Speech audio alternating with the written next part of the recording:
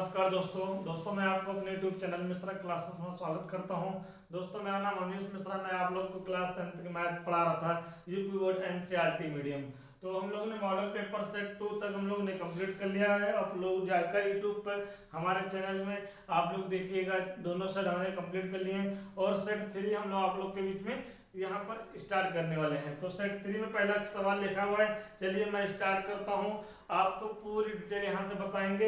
इस चैप्टर से क्या दिया हुआ, पी का वह मान ज्ञात कीजिए जिसके लिए ए बी और सी के निर्देशांक दिए हुए हैं। ठीक है, संरेख हैं। तो देखिएगा, संरेख का मतलब होता है कॉर्नियर पॉइंट। क्या होता है इंग्लिश में? कॉर्नियर पॉइंट बोलते हैं। जब एक ही रेखाखंड पर एक या एक से ज्यादा कोई बिंदु स्थित हो, तो ये ए बी सी डी क्या है? कॉर्नियर पॉइंट है, कॉर्नियर संरेख बिंदु हैं। तो एक ही रेखाखंड पर एक से ज्यादा पॉइंट स्थित हो तो वो क्या हो जाएंगे? कॉर्नियर पॉइंट हो जाएंगे। अगर मैं बोल दूं यहाँ पर जी है तो ये क्या हो जाएगा? ए बी सी डी तो आपका एक ही पॉइंट पे स्थित, लेकिन जी पॉइंट अलग है तो ये नॉन कॉर्नियर पॉइंट असंरेख हो जाएगा। ठीक है, इतनी बात आपको समझ में आ गई है? तो आगे चलते हैं, आगे देखते हैं। संरेख का मतलब समझ में आ गया है, तो आगे देखते हैं। अगर कोई त्रिभुज, मान लेते त्रिभुज ए बी सी डी है, वो ए बी सी है, अगर कोई त्रिभुज ए बी सी है और ए बी सी के निर्देशांक दिए हुए हैं, x1 y1 दिया हुआ है, यहाँ पे x2 y2 दिया हुआ है, यहाँ पे x3 y3 दिया होगा, निर्देशांक दिया होगा। अगर पूछ ले कि इसका एरिया बताओ, क्षेत्रफल बताओ, त्रिभुज का क्षेत्रफल क्या होता है, तो हमेशा याद रखिएगा ये कोड 123 याद कर लो, 231 याद कर लो, 312 याद कर लो। बस इतना याद कर लो, 2-3 बार पढ़ोगे दोस्तों आराम से याद हो जाएगा। यहीं से बनाना है फॉर्मूला। 1/2 लिखो, अंडर रूट बनाओ, वो सॉरी ब्रैकेट बड़ा खींचो, ब्रैकेट के लिए ये x है, ये 1 है, फिर इसको x1 लिखेंगे, फिर ब्रैकेट लगाएंगे, छोटा ये 2 है तो इसको y2, और ये 3 है तो y3 हो जाएगा। राइट, ये पहली कहानी खत्म। फिर प्लस लगाएंगे साइन, ये यहाँ पे x2 आ जाएगा, ब्रैकेट लगाओ, y3 माइनस का y1 हो गया, फिर प्लस लगाओ, फिर क्या होगा? x3 आ जाएगा, y1 माइनस का y2, ब्रैकेट बंद कर दो। ये आपका त्रिभुज का क्षेत्रफल का फार्मूला हो गया, ये फार्मूला हो गया आपका। ठीक है, तो ये फार्मूला आप नोट कर लीजिएगा। और बोल रहे हैं कि अगर कभी भी त्रिभुज के 3 निर्देशांक दिए हों और बोले कि त्रिभुज क्या है? संरेख है। अगर त्रिभुज संरेख है तो जो एरिया होता है वो 0 हो जाता है। त्रिभुज का संरेख होने पर, लिख देता हूँ मैं यहाँ पे लिख देता हूँ, संरेख होने पर जो त्रिभुज का क्षेत्रफल होगा, त्रिभुज का क्षेत्रफल बराबर क्या हो जाएगा? 0 हो जाएगा। तो त्रिभुज का क्षेत्रफल का फॉर्मूला क्या है? बोलो सर जी, 1/2 बड़ा ब्रैकेट, फिर सर जी x1 है तो अंदर क्या है? y2 माइनस y3 है, फिर x2 है, अंदर क्या है? y3 माइनस y1 है, फिर प्लस का x3 है, फिर y1 माइनस y2 है, बराबर 0 है। संरेख होने पर यही कंडीशन है, यही कंडीशन बोल रहा है त्रिभुज संरेख है, त्रिभुज संरेख इसका मतलब उसका एरिया 0 होगा। बस अब क्या करना है, ये ए के पॉइंट क्या दिए हैं? 3,1 दिया हुआ है, बी के पॉइंट क्या दिए हैं? 5,p दिया हुआ है, सी के पॉइंट क्या दिए हैं? 7,-5 दिया हुआ है। बस आराम से इसको रख दीजिए, सॉल्व कर लीजिए, आ जाएगा। देखिएगा 1/2 लिखो, x1 की वैल्यू कहाँ मिलेगा? यहाँ मिलेगा 3 लिखो यहाँ पर। y2 की वैल्यू कहाँ मिलेगा? y2 क्या है? p है तो p लिखो, माइनस का y3 क्या हो जाएगा? यहाँ पे माइनस, ये माइनस ऑलरेडी है, माइनस यहाँ पे होगा, माइनस माइनस क्या हो जाएगा? +5 हो जाएगा। ब्रैकेट बंद कर लीजिए, फिर प्लस का साइन लगाइए। x2 क्या है? 5 है, 5 लिखो। y3 कितना हो जाएगा? माइनस का 5, y1 ऊपर जाएगा, माइनस का 1। बात समझ में आ गई है? आपको? x3 क्या हो जाएगा? x3 यहाँ पे 7 होगा, y1 कितना होगा? 1, y2 कितना होगा? p बराबर 0। बस इसको सॉल्व कर लीजिए, बड़ा ब्रैकेट लगाओ यहाँ पे। ठीक है, सॉल्व कर लो, आ जाएंगे आंसर। देखो 1/2, एक काम करो, 2 है, मल्टीप्लाई भेज दो तो 2 वहां चला जाएगा, तो बचेगा यहाँ पे क्या? बोलोगे सर जी 3p और प्लस का 15 बच जाएगा। भाई 3 से इसको गुणा करो, 3 से इसको गुणा करो, इतनी बात समझ में आ गई। अब क्या करेंगे यहाँ पे 5 माइनस माइनस क्या होता है प्लस होता है, साइन माइनस का लगेगा 6 आ जाएगा, फिर प्लस का 7 अंदर भेजोगे 7 एकम 7 माइनस का 7 भी, बड़ा ब्रैकेट लगा दो बराबर 0 मल्टीप्लाई 2 वहां चला गया। इतनी बात समझ में आ गई, इतनी बात आपको समझ में आ गई है। बस देखिए उसके बाद एक आया 3p प्लस का 3p है ये प्लस का 15 माइनस बाहर आएगा माइनस का 56 30 हो जाएगा और प्लस का 7 माइनस का 7p बराबर 0, 0 से कोई चीज मल्टीप्लाई करोगे 0 आएगा। इतनी बात आपको क्लियर हो गया, ब्रैकेट बंद कर लो यहाँ पे। ठीक है, एक काम करते हैं 3p है माइनस का 7p है तो माइनस का 4p आएगा, क्यों आएगा प्लस माइनस क्या होता है माइनस होता है, 7 में से 3 घटा हुआ 4 आएगा, साइन किसका लगेगा माइनस का लगेगा, ध्यान सुनिएगा क्योंकि 7 बड़ा है। इतनी बात समझ में आ गई है, इनका और इनका हो गया।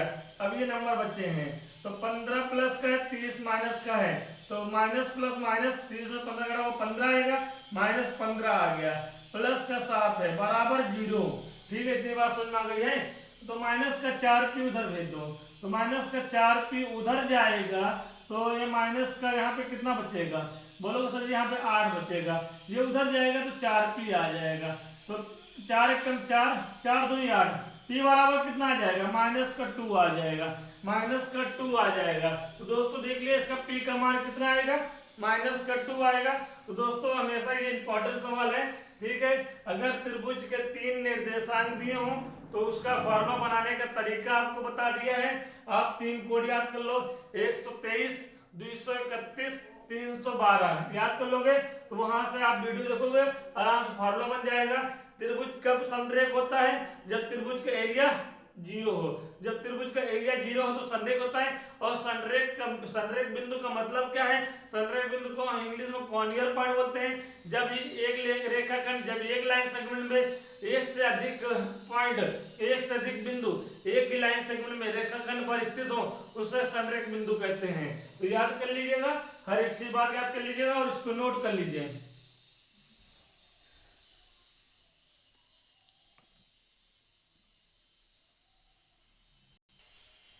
चलिए दोस्तों, अगला क्वेश्चन मैंने ज्योमेट्री से उठाया है आप लोग को और काफी इंपॉर्टेंट क्वेश्चन है।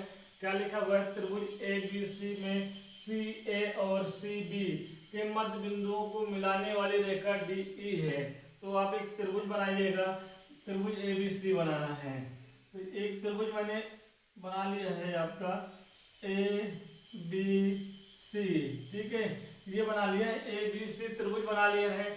अब बोल रहे हैं सी ए और सी बी का मध्य बिंदु को मिलाने वाली रेखा है। इसका मध्य बिंदु ये मान लिया, इसका मध्य बिंदु ये मान लिया। मिलाने वाली रेखा जो डी ई है, ये डी है, ये ई है, तो डी ई है। यदि डी ई आपका दिया हुआ है, ये कितना दिया हुआ है 3 सेंटीमीटर दिया हुआ है। ए बी की माप पूछ रहा है, ए बी की माप पूछ रहा है। तो अगर एमसीक्यू में आएगा दोस्तों, अगर एमसीक्यू में आएगा तो हमेशा याद रखिएगा, हमेशा याद रखिएगा जो आपका ये वाली साइड होती है, मतलब ये वाली साइड, ठीक है, इसका डबल होता है। मतलब ए बी बराबर 2 times of D E. Formula याद कर लीजिएगा, फॉर्मूला याद कर लीजिए। ए बी जो होगा इसका डबल होगा, मतलब 3 दिया हुआ है तो ए बी कितना हो जाएगा 6 हो जाएगा। तो ये फॉर्मूला याद कर लीजिएगा, ठीक है। अब इसको सॉल्यूशन भी बता रहा हूं आप लोग के बीच में, तो ठीक है। अगर हम इसका मध्य बिंदु है, देखिए 2 चीजें होती मैंने क्लियर किया है। अगर एक त्रिभुज है आपके पास ए बी सी, अगर ये चीज है, अगर बोल दे कि ये वाली लाइन है, ये वाली ये बी सी पैरेलल है किसके डीई के, मध्य बिंदु नहीं बोल रहा है तो यहाँ पर थेन्स थ्योरम काम करेगा, थेन्स प्रमेय काम करेगा।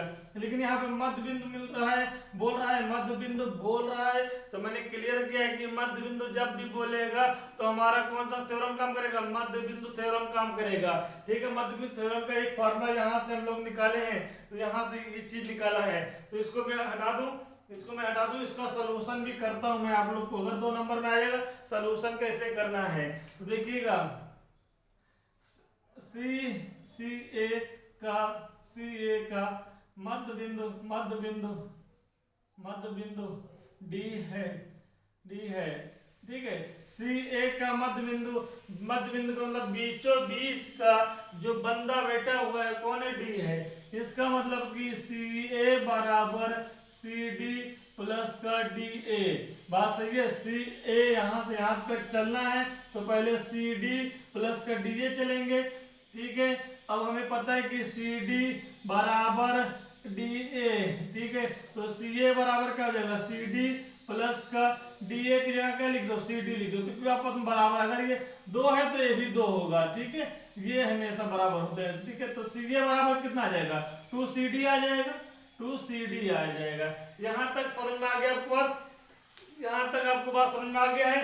तो अगर त्रिभुज, ठीक है, सी डी ई और त्रिभुज सी ए बी समरूप हैं, ठीक है, समरूप हैं। तो आप एक काम करो, यहाँ से फॉर्मूला लगा दो, C D upon D E बराबर C A upon A B. Okay, इतनी ये फॉर्मूला याद कर लो, C D upon D E C A upon A B. याद हो गया यहाँ तक। फिर सी डी कितना है, सी डी आपका कुछ नहीं है, डी ई कितना है 3 है, बराबर सी ए कितना है, C A 2 times of C D, A B निकालना है, ए बी निकाल लो, ठीक है, ए बी निकाल लो। सी डी से सी डी कट जाएगा, अब बचेगा 1/3 बराबर 2 upon A C, A B है, ए सी नहीं है, ए बी भाई, ठीक है, ए बी है। क्रॉस मल्टीपल करोगे तो ए बी कितना आ जाएगा, ए बी आ जाएगा 6 सेंटीमीटर। तो गाइस हमेशा याद रखिएगा, ये जो डिस्टेंस है, अगर ये डिस्टेंस पूछ ले तो हमेशा याद रखिएगा ऊपर वाले का डबल होता है। अगर ये 3 है तो ये 6 होगा, अगर ये 10 है तो ये 20 होगा, ये 30 है तो ये 60 होगा, हमेशा याद रखिएगा, ठीक है। मतलब ये वाली भुजा बड़ी है, भुजा क्या है, बड़ी है, ये वाली भुजा क्या है, छोटी है, कब, मध्य बिंदु प्रमेय के अनुसार, ठीक है। अगर ये आपका दिया होगा 4 तो कितना होगा, 2 होगा, उसकी आधी हो जाएगी। मतलब दोनों फॉर्मूले याद हो, ए बी बराबर याद हो तुमको 2 टाइम्स ऑफ डी ई, ठीक है, डी ई बराबर याद हो आपको ए बी अपॉन 2, दोनों फॉर्मूले याद हो, ठीक है। तो इसको आप नोट कर लीजिए, 2 नंबर में आएगा तो ऐसे करोगे, MCQ में आएगा तो डायरेक्ट कर लोगे। तो नोट कर लीजिए दोस्तों यहाँ पर।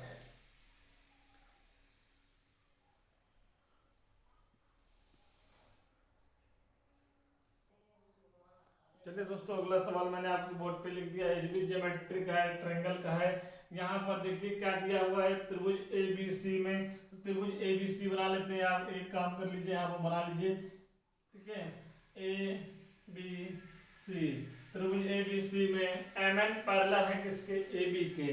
मतलब यहाँ पे क्या बोल रहा है, यहाँ देखिएगा एम एन पैरेलल है ए बी के, मध्य बिंदु नहीं बोल रहा है, मध्य बिंदु नहीं बोल रहा, मतलब मध्य बिंदु थ्योरम काम नहीं करेगा। क्या है, एम एन कोई लाइन है, वो आपका पैरेलल है, ये एम एन है, एम एन है, ठीक है, एम एन पैरेलल है।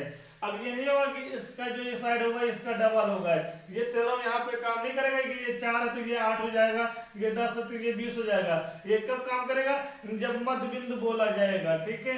एम एन पैरेलल है किसके, ए बी के, और सी एन दिया हुआ कितना, 2m दिया हुआ है, एन बी कितना दिया हुआ है, 4 सेंटीमीटर दिया हुआ है, C N 2 centimetre, N B कितना दिया हुआ है, 4 सेंटीमीटर। तो हमसे पूछ रहा है कि ए बी ज्ञात करो, ए बी ज्ञात करो, ठीक है। तो यहाँ से एक फार्मूला लिख लीजिए, यहाँ से फार्मूला लिख लीजिए। ये दोनों त्रिभुज क्या है, समरूप है, यहाँ पर पैरेलल है दोनों त्रिभुज। तो यहाँ से फार्मूला लिख लीजिए, सी एन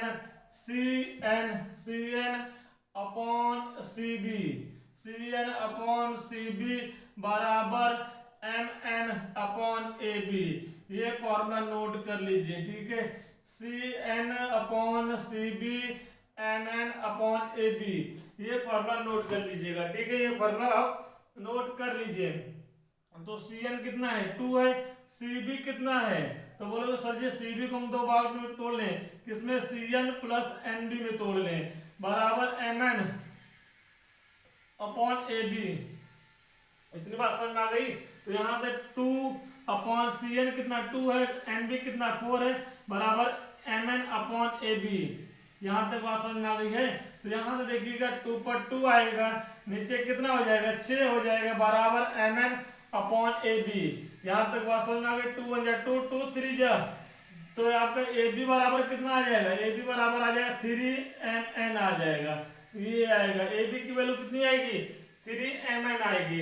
अब यहाँ पर mn दिया होता तो हम mn की वैल्यू रख देते। अगर यहाँ पे 3 दिया है तो ये कितना हो जाएगा, ए बी 9 हो जाएगा। यहाँ पे 4 दिया है तो ये कितना हो जाएगा 12 हो जाएगा।